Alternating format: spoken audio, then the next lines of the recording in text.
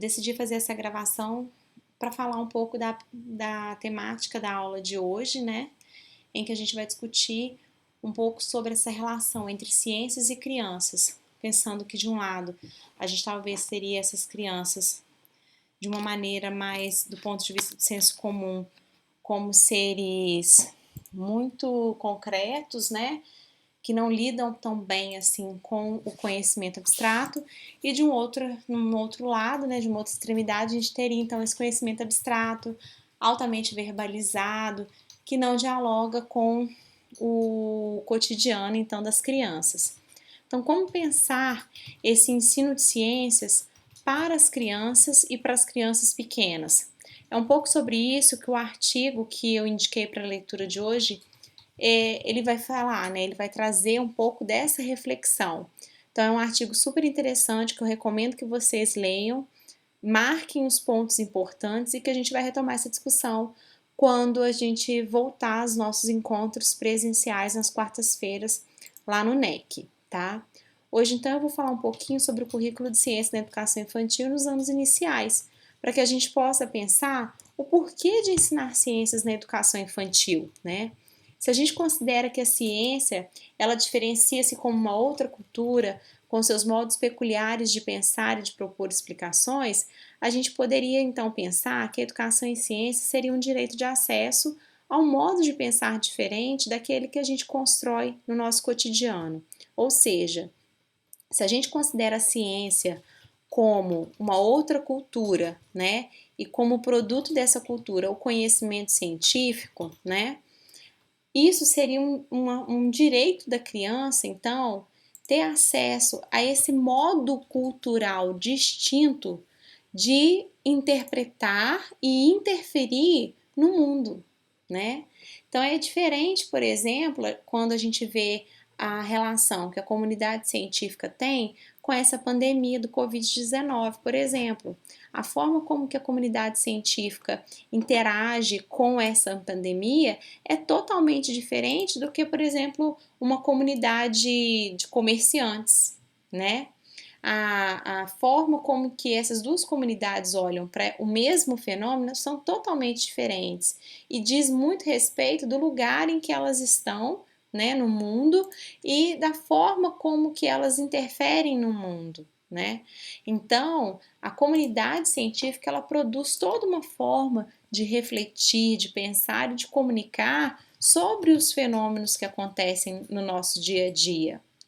Então, se a gente tem uma forma diferente, uma forma ou outra de olhar para o mesmo fenômeno, por que não trazer isso para a criança?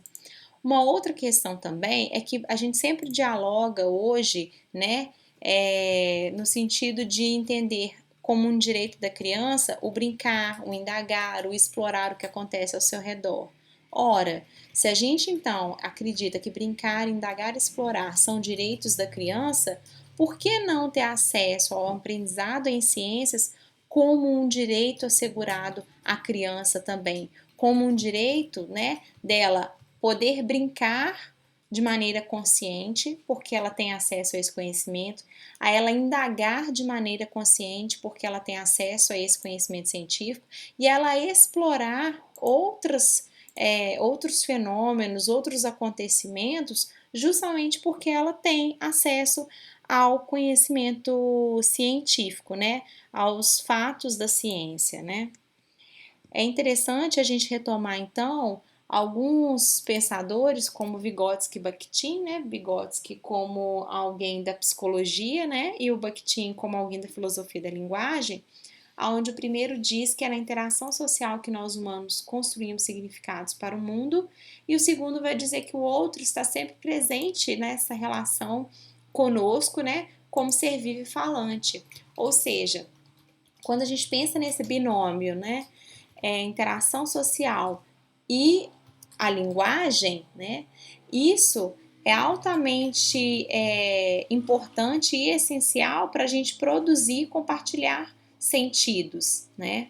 Então, quando a gente pensa na interação social da criança com o outro, com o objeto, né? Com o ambiente, por meio de uma linguagem científica, né? Ou por meio de uma linguagem que transita, né?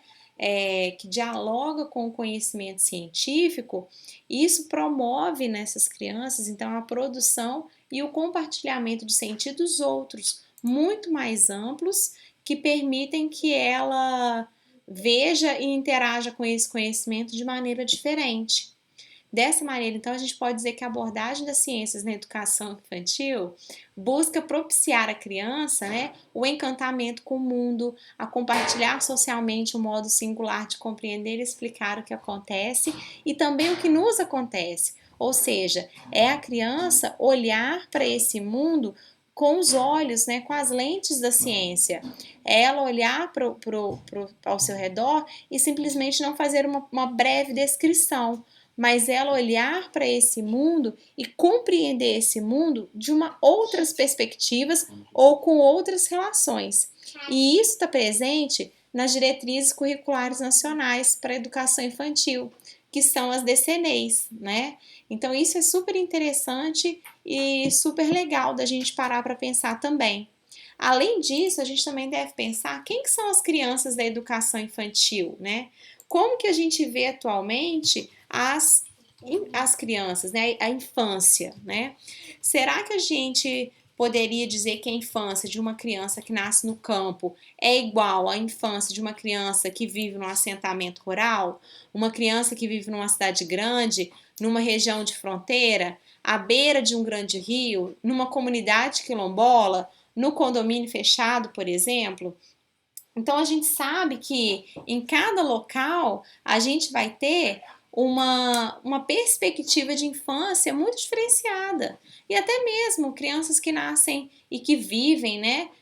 Numa cidade, por exemplo, como Juiz de Fora. Será que a criança que é atendida pela rede municipal aqui no São Pedro, por exemplo, no Tancredo Neves, ela tem uma infância próxima ou parecida com uma criança, por exemplo, que estuda lá no CAIC do Linhares, ou que estuda no João 23, ou que estuda lá no Almirante Barroso, lá em Benfica, ou que estuda lá no Quilombo dos Palmares, no Sagrado Coração de Jesus, aqui, né, depois de Santa Luzia.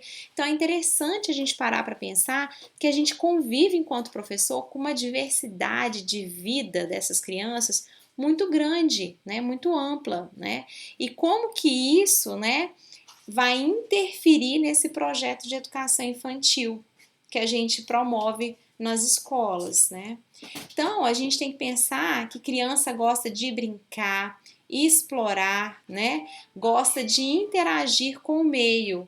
Então, é interessante a gente levar isso em consideração na hora então que a gente propõe, na hora então que a gente promove esse currículo de ciências na educação infantil, tá?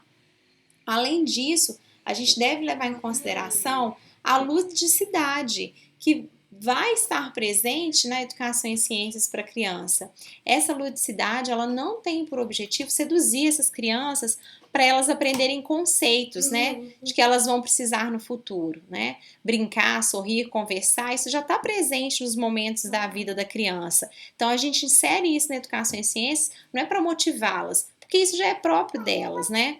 Além disso, a gente também pode mostrar para a criança, enquanto professor ou professora dela, né, a lidar com essa variedade de objetos e fenômenos que constituem as bases, muitas das vezes, para os conceitos científicos. Então, vocês olhem nas três figuras que eu coloquei, né? Então, por exemplo, o suco. Tem suco que fica mais concentrado, menos concentrado. Por que eu tenho uma diversidade de cores, né?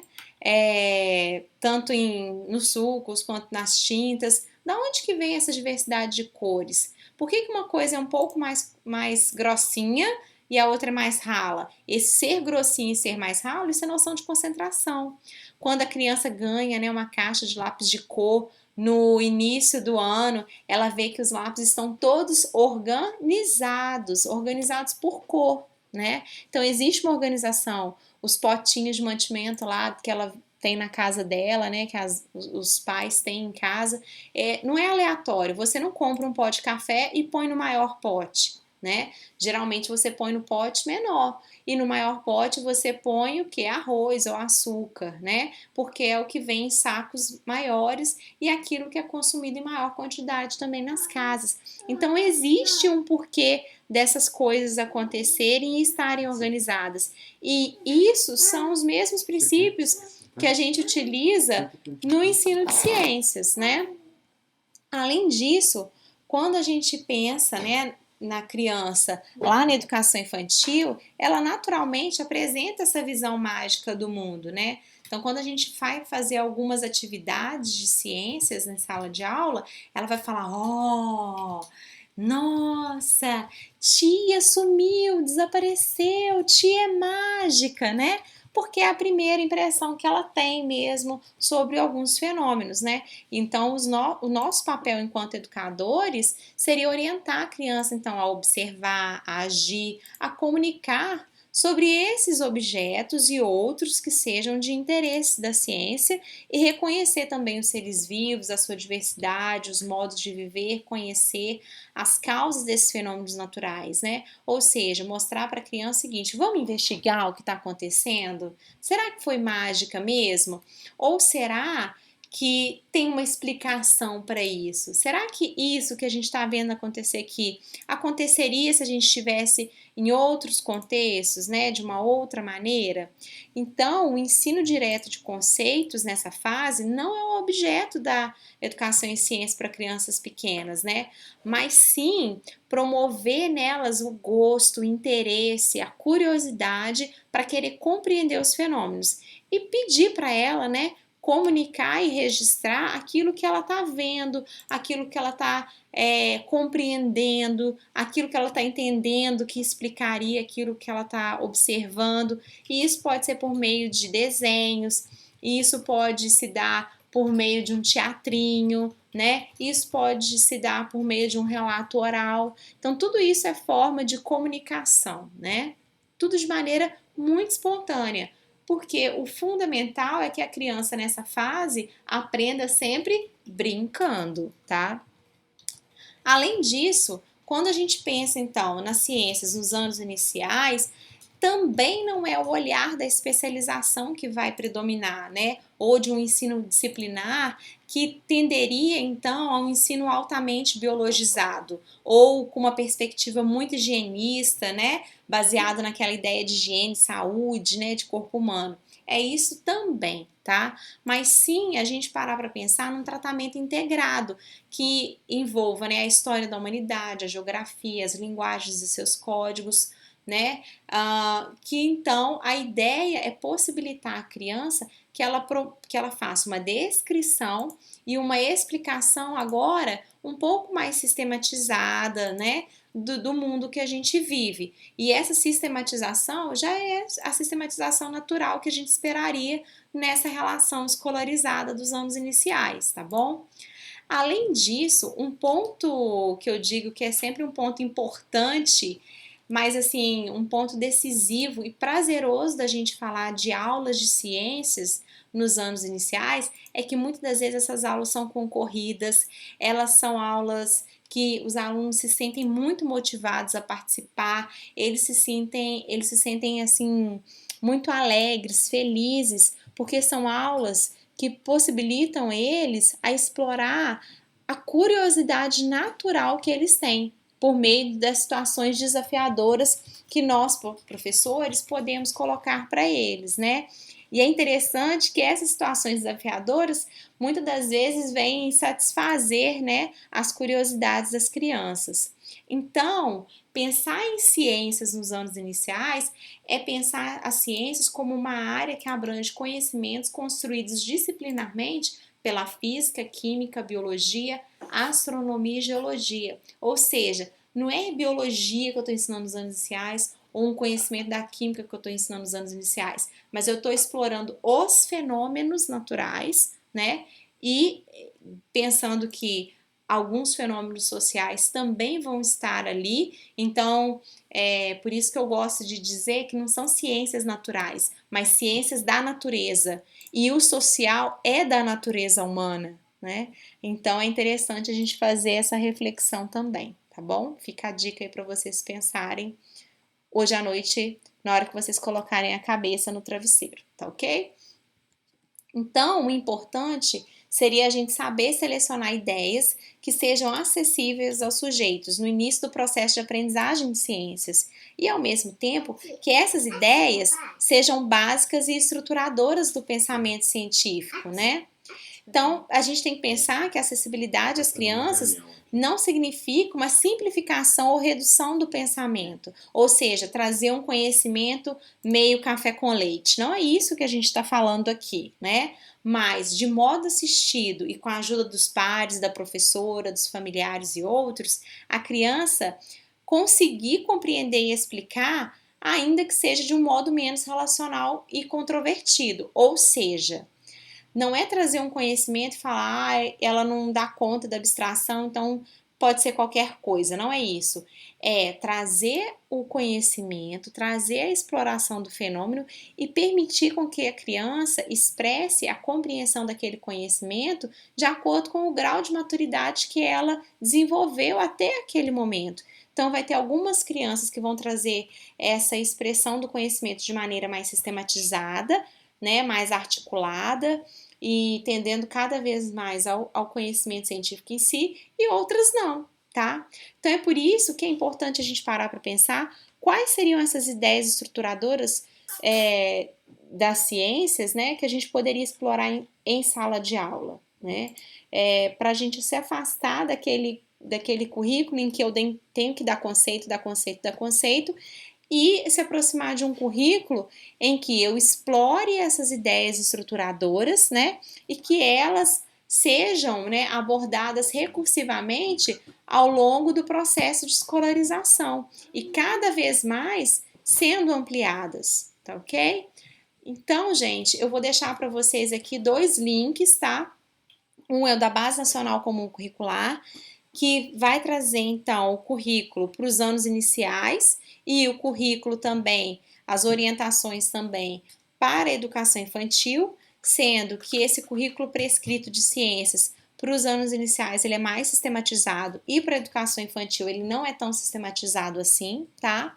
Deixo aí também o link do currículo de referência de Minas Gerais, que a gente tem desde os anos iniciais, né, até o ensino médio, com ciências, tá? E é um currículo que ele está começando a ser implantado esse ano na rede e ele é baseado na Base Nacional Comum Curricular, tá?